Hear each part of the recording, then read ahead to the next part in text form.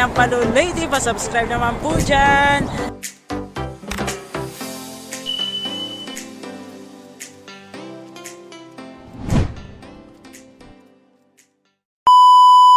Welcome to my channel guys. For today's video, magluluto po ako ng aking version ng ginisang gulay.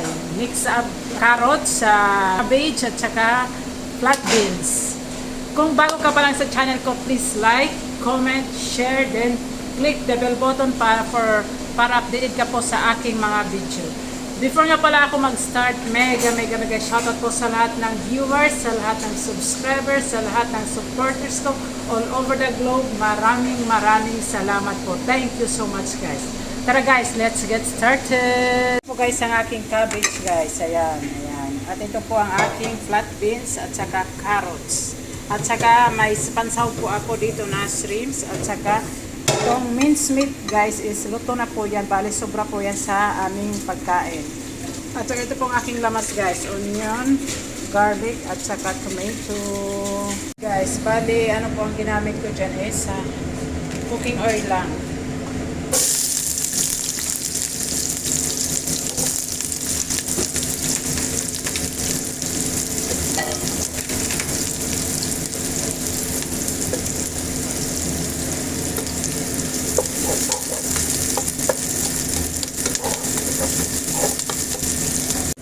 Lagyan na po natin ang ating garlic.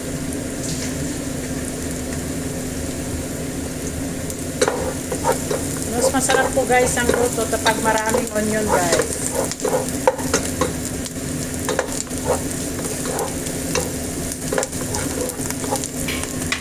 At saka ilagay na din natin ang ating tomato.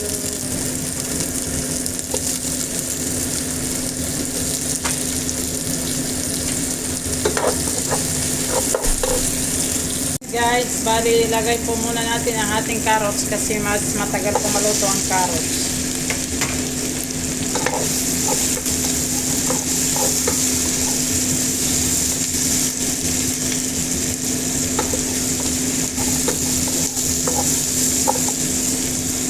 Ayan. Bali, susunod po natin ang ating flat beans guys.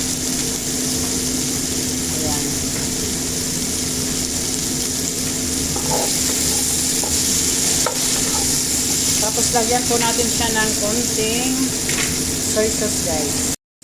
Lagyan po natin siya ng konting soy sauce. At saka lagyan din natin ng konting water guys. Yan, lagyan natin ng konting water guys.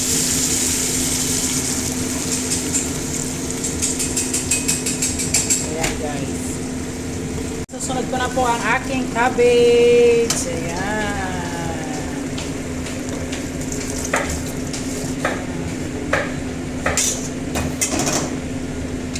Mix lang po natin yan siya.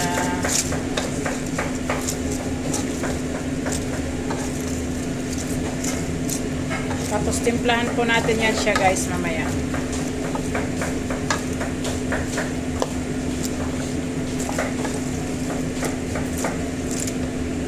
Guys, na-mix na po natin ang ating vegetable. Susunod na po natin ang ating lutong minced meat guys, kasi luto na po yan kaya hinuli ko na po yan siya. At saka itong shrimps guys, mga luto na po yan sila. Mimix na lang po natin tapos titimplahan po natin yan guys.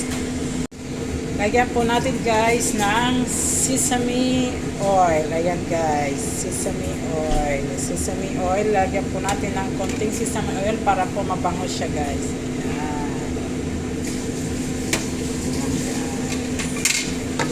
Mix po natin yan siya.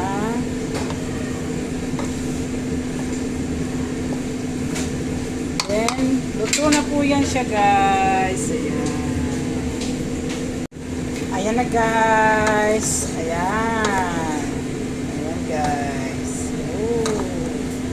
Ready to serve na po yan. Happy lunch time everyone. Mabuhay po ang mga OFW. Mag-ingat po tayong lahat sa naman tayong sulok ng mundo. Thank you for watching guys.